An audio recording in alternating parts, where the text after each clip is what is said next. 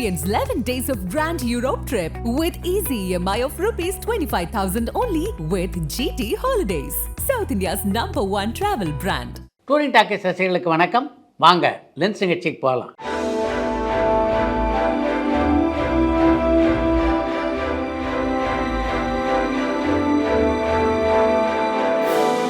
என்னம்மா முதல் கேள்வி?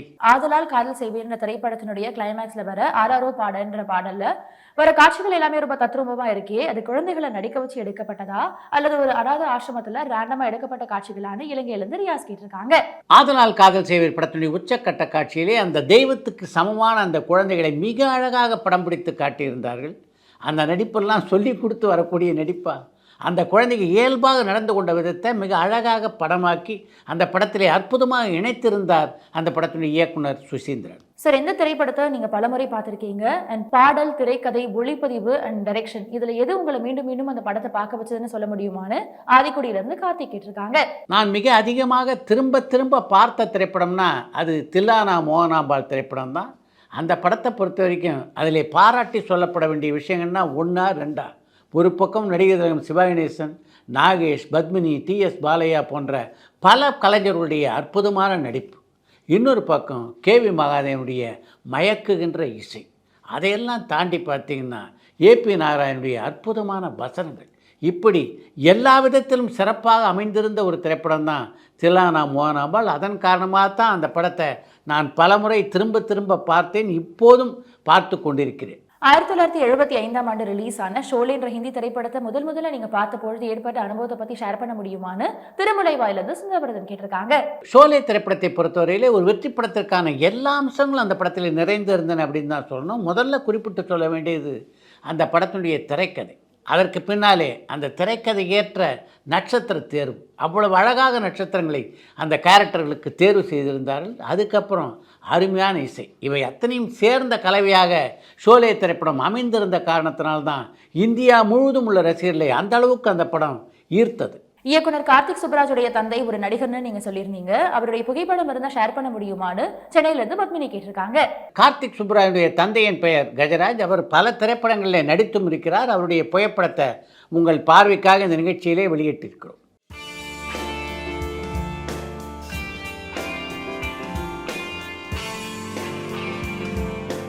இயக்குனர் சசி இப்போலாம் திரைப்படங்களை இயக்குறது இல்லைன்னு சோலைமேட்லேருந்து பப்பு கேட்டிருக்காங்க. திரைப்படங்களை இயக்குவதற்கு ஒரு இடைவெளி கொடுக்கணும் அப்படின்ற எண்ணத்துல எல்லாம் சசி இல்லை. நடுவிலே ஆர்யா விட்டு ஒரு திரைப்படத்தை அவர் இயக்குவதற்கான முயற்சிகள் மேற்கொள்ளப்பட்டன. சில காரணங்களால் அது நடக்கலை. இப்போ அடுத்து தன்னுடைய படத்தை இயக்குகின்ற முயற்சியில் முழு மூச்சாக இருக்கிறார் சசி. போத்தனூர் தபால் நிலையம் திரைப்படத்தினுடைய 2ஆம் பாகம் உருவாக வாய்ப்பு இருக்கான்னு அம்ஜிக்கரையிலிருந்து பத்மநாபன் கேட்டிருக்காங்க. போத்தனூர் தபால் நிலையம் படத்தை பொறுத்த வரைக்கும் விமர்சன ரீதியாகவும் அந்த படம் பாராட்டை பெறலை, வசூல் ரீதியாகவும் வெற்றி பெறலை. அப்படி இருக்கும்போது அந்த படத்தினுடைய 2ஆம் பாகம் எப்படி உருவாகும்? சலார் திரைப்படம் வசூல்ல சாதனை படைக்குமா? அந்த படத்தை பத்தின உங்களுடைய கருத்து என்னன்னு திருநெல்வேலியிலிருந்து தங்கராஜ் கேட்டிருக்காங்க. சலார் திரைப்படத்தை நான் பார்க்கவில்லை என்றாலும் என்னுடைய நண்பர்கள் பல பேர் அந்த படத்தை பார்த்துட்டாங்க. அவங்களுக்கு முழு திருப்தி அந்த படம் அளிக்கலை. ஆனாலும் வசூல்ல அந்த படம் சாதனை புரிந்து கொண்டிருக்கிறது என்பது உண்மை. சரி, இப்ப நடிகர் எஸ்.ஜே. சூர்யா நடிகர்கள் பிரகாஷ் ராஜ் அண்ட் ரகுவரனுடைய இடத்தை பிடிச்சிட்டாரா? உங்க அனுபவத்தில் இதை பத்தி கொஞ்சம் சொல்ல முடியுமான்னு மதுரையில இருந்து தர்மராஜா கேட்டிருக்காங்க. இந்த திரையுலகிலே பிரகாஷ் ராஜ் கொடிகட்டி பிறந்த போது ரகுவரனுடைய இடத்தை அவர் பிடித்து விட்டார் அப்படின்னு யாராவது சொன்னாங்களா என்ன? ரகுவரனுக்கு என்று ஒரு தனி இடம் அப்போதும் இருந்து கொண்டு தான் இருந்தது. அதே மாதிரி இப்போவும் பார்த்தீங்கன்னா பிரகாஷ் ராஜுக்கு என்று தனியாக ஒரு இடம் இருந்து கொண்டு தான் இருக்கிறது. இவங்களுக்கு நடுவே இப்போ எஸ்.ஜே. சூர்யா தனக்கான ஒரு தனி இடத்தை உருவாக்கி கொண்டிருக்கிறார். இவங்க 3 பேரும் பார்த்தீங்கன்னா 3 மாறுபட்ட கோணங்களில் திறமைசாலிகள். அவங்க எதுக்கு ஒப்பிடணும்? புதிய கீதை, கோடம்பாக்கம், என் ஆளோட செருப்ப காலம், ராமன் தேடிய சீதை ஆகிய திரைப்படங்களை இயக்குனர் ஜெகன் இப்ப ஏதாவது திரைப்படத்தை இயக்குறாரான்னு இலங்கையிலிருந்து ரியாஸ் கேட்டிருக்காங்க. புதிய கீதை, கோடம்பாக்கம், ராமன் தேடிய சீதை போன்ற படங்களை இயக்கிய கேபி ஜெகன் அடுத்து ஒரு திரைப்படத்தை இயக்குகின்ற முயற்சியில் தீவிரமாக ஈடுபட்டிருக்கிறார். பெரும்பாலும் அது ஒரு தெலுங்கு படமாக இருப்பதற்கு வாய்ப்புகள் அதிகமாக இருக்கின்றன. சசி விஜய் ஆண்டனி காம்போ இனி உருவாக வாய்ப்பு இருக்கான்னு சூளைமேட்லேருந்து பப்பு கேட்டிருக்காங்க. பிச்சைக்காரன் 2 திரைப்படத்தின் உருவாக்கத்தின் போதே அந்த படத்தை இயக்கும்படி சசி கிட்ட தான் கேட்டார் விஜய் ஆண்டனி. சசி அப்போது வேறொரு திரைப்படத்திலே பிஸியாக இருந்த காரணத்தினால் அந்த பட வாய்ப்பை அவரால் ஏற்றுக்கொள்ள முடியல. அதனால் விஜய் ஆண்டனியும் சசியும் எந்த நேரம் இணைந்து மீண்டும் பணியாற்றுவதற்கு எல்லா வாய்ப்புகளும் இருக்கின்றன. ப்ளூ சட்டை மாறனுடைய அடுத்த திரைப்படம் என்னன்னு சென்னையிலிருந்து முரளி கேட்டிருக்காங்க. ப்ளூ சட்டை மாறன் இப்போதைக்கு அந்த படத்தையும் இயக்குகின்ற எண்ணத்தில் இருப்பதாக தெரியல. கொஞ்ச காலம் படங்கள் எல்லாம் விமர்சித்து விட்டு அதுக்கு பின்னாலே அவர் மீண்டும் ஒரு திரைப்படத்தை இயக்கக்கூடும். பில்லா திரைப்படத்துல ஜெயலலிதா மேம் நடிக்க முடியாம போனதுக்கு எம்ஜிஆர் சார் தான் காரணம்னு சொல்லப்படுதே, இது எந்த அளவுக்கு உண்மைன்னு சொல்ல முடியுமான்னு அம்ஜிக்கரையில இருந்து பத்மநாபன் கேட்டிருக்காங்க. பில்லா படத்தில் ரஜினிகாந்த் ஜோடியா நடிக்கின்ற வாய்ப்பு தன்னை தேடி வந்ததையும் அந்த வாய்ப்பை தன்னால் ஏற்க முடியவில்லை, அதனால் தான் அந்த படத்தில் அதற்கு பின்னாலே ஸ்ரீபிரியா நடித்தார்கள் என்பதையும் பல பத்திரிகை பேட்டியில் ஜெயலலிதாவே சொல்லியிருக்காங்க. அப்படிப்பட்ட ஜெயலலிதா அந்த படத்திலே தான் நடிப்பதற்கு எம்ஜிஆர் தான் தடையாக இருந்தார் என்றால் அதை அப்போவே வெளியிட்டிருப்பாங்க. அந்த படத்திலே ஜெயலலிதா நடிப்பதற்கு எம்ஜிஆர் எந்த தடையும் விதித்ததாக தெரியல. இயக்குனர் விக்ரமன் சாருடைய மனைவியுடைய உடல்நிலை இப்போ எப்படி இருக்கு? அரசு சார்பில் சிகிச்சை ஏதாவது வழங்கப்பட்டதான்னு விஜய் கேட்டிருக்காங்க. இயக்குனர் விக்ரமனுடைய மனைவியுடைய உடல்நிலையிலே மிகப்பெரிய முன்னேற்றம் எதுவும் இப்போதைக்கு இல்லை. பழைய படங்களை ரீரிலீஸ் பண்றதுக்கு மறுபடியும் அந்த படங்களை சென்சார் பண்ணணுமா? ஏன்னா பழைய திரைப்படங்கள்ல சிகரெட் அண்ட் மது குடிக்கிறதுக்கு டிஸ்க்ளைமர் எதுவும் இருக்காது. இப்போ ரீரிலீஸ் பண்ணோம்னா அது தேவையில்லையான்னு மதுரையில இருந்து தர்மராஜா கேட்டிருக்காங்க. பழைய படங்களுடைய நீளத்தை அதனுடைய தயாரிப்பாளர் குறைக்கவோ கூட்டவோ இல்லை என்றால் அந்த படத்தை மறுதணிக்கை செய்ய வேண்டிய அவசியம் இல்லை. ஆனால் நீங்கள் குறிப்பிட்டிருக்க மாதிரி மது அருந்தும் காட்சியிலோ சிகரெட் பிடிக்கிற காட்சியிலோ ஒரு டிஸ்க்ளைமரை வெளியிட முடியாது அப்படின்றது உண்மைதான். நடிகர் போண்டாமணியுடைய மறைவு குறித்து நீங்க என்ன நினைக்கிறீங்கன்னு திருநெல்வேலியிலிருந்து தங்கராஜ் கேட்டிருக்காங்க. போண்டாமணியை பலமுறை படப்பிடிப்புகளிலும் விழாக்களிலும் நான் சந்தித்திருக்கிறேன். நம்முடைய அலுவலகத்துக்கு கூட 2-3 முறை அவர் வந்திருக்கிறார். நன்றாக பழகக்கூடிய ஒரு நல்ல மனிதர் அவர். ஆனால் காலத்தை பொறுத்த வரைக்கும் நல்ல மனிதர் கெட்ட மனிதர் அப்படின்லாம் அது வித்தியாசம் பார்ப்பதில்லையே. நடிகை ஜெயமாலினி இப்போ எங்க இருக்காங்கன்னு கோவைப்புதூர்ல இருந்து பாபு கேட்டிருக்காங்க. நடிகை ஜெயமாலினி இப்போது திரைப்படங்களில் நடிக்கவோ நடனமாடவோ இல்லை என்றாலும் சென்னையிலேயே தான் அவங்க தங்கியிருக்காங்க.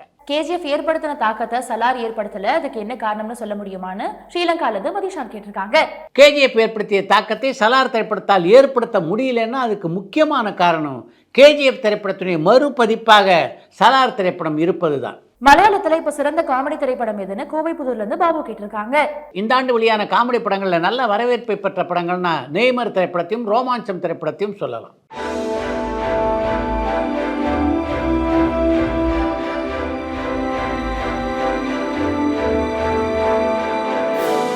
தொழில்முறை நடிகர்கள் பல பேர் வாய்ப்பு இல்லாம கோடம்பாக்கத்துல இருக்கும் பொழுது சினிமாவுக்கு கொஞ்சம் கூட சம்பந்தம் இல்லாத பிற துறையில பிரபலமான நபர்களை இயக்குநர்கள் முன்பை விட இப்ப அதிகமா பயன்படுத்துறாங்க. இதுக்கான காரணம் என்னன்னு அடையார்ல இருந்து ராம்கி கேட்டிருக்காங்க. ஒருவர் வேலை வாய்ப்பு இல்லாமல் இருக்கிறார் என்பதற்காக ஒரு பாத்திரத்தில் அவர் நடிக்க வைக்க முடியுமா என்ன? அந்த பாத்திரத்துக்கு அவர் பொருந்தி இருந்தால் மட்டுமே அவர் அந்த பாத்திரத்தில் நடிக்க வைக்க முடியும். இன்றைய இளம் இயக்குநர்கள் பலரும் கதாபாத்திரத்துக்கான நடிகர்களை தேர்ந்தெடுப்பதிலே மிகவும் புத்திசாலித்தனமாக செயல்படுகிறார்கள். அதன் காரணமாகத்தான் சிலருக்கு வேலை வாய்ப்பு இல்லாத ஒரு சூழ்நிலை ஏற்படுகிறது. அடுத்து இன்று ஒரு தகவல். இன்றைய நிகழ்ச்சியிலே பல ஆண்டுகளுக்கு முன்னால வால்டாக்ஸ் ரோடில் இடம்பெற்றிருந்த ஒற்றை வாடை தியேட்டரை பற்றிய சில விவரங்களைத்தான் உங்களிடம் நான் பகிர்ந்து கொள்ள இருக்கிறேன். இன்றைய ரசிகர்கள் நாடகங்களை பார்ப்பதற்கு அமைந்திருக்கின்ற மியூசிக் அகாடமி, நாரதகான சபா, மயிலாப்பூர் பைனான்ஸ், கிருஷ்ணகான சபாவை போன்று அந்த காலத்திலே அமைந்திருந்த ஒரு நாடக அரங்கம்னா அது வால்டாக்ஸ் சாலையில் அமைந்திருந்த ஒற்றை வாடை தியேட்டர் தான். அந்த தியேட்டரில் கலை நிகழ்ச்சி நடத்தாத கலைஞர்களே அந்த காலகட்டத்தில் இல்லை என்று சொல்லலாம். எம்ஜிஆர், சிவாஜி, கலைஞர், எம்ஆர் ராதா, என்எஸ் கிருஷ்ணன் உட்பட பல நாடக கலைஞர்கள் அங்கே நாடகம் எடுத்திருக்கிறார்கள். அந்த நாடக கொட்டாயில் எம்ஆர் ராதாவுடைய இரத்தக்கண்ணி நாடகம் பல நாட்கள் தொடர்ந்து நடைபெற்றது. 1872ஆம் ஆண்டிலே துவங்கப்பட்ட அந்த நாடக கொட்டைக்கு பல சிறப்புகள் உண்டு. தந்தை பெரியாருக்கு பெரியார் என்று பட்டம் வழங்கப்பட்டது அந்த கொட்டைகள் தான். இன்னொரு முக்கியமான விஷயத்தையும் உங்ககிட்ட பகிர்ந்து கொள்ள வேண்டும் என்று நான் நினைக்கிறேன். இந்த ஒற்றை வாடை தியேட்டர் அமைந்திருந்த வால்டாக்ஸ் ரோடில் தான் எம்ஜிஆர், சிவாஜி ஆகிய இருவரும் அருகருகே ஒரு வீட்டிலே அந்த காலத்திலே குடியிருந்தார்கள். தனியார் ஆக்கிரமித்திருந்த ஒற்றை வாடை தியேட்டரை சமீபத்தில் சென்னை மாநகராட்சி மீட்டெடுத்திருக்கிறது. அந்த இடத்துல ஒரு அழகான நாடக அரங்கத்தை அவர்கள் கட்டினார்கள் என்றால் சிறப்பாக இருக்கும் அப்படின்றது என்னுடைய எண்ணம்.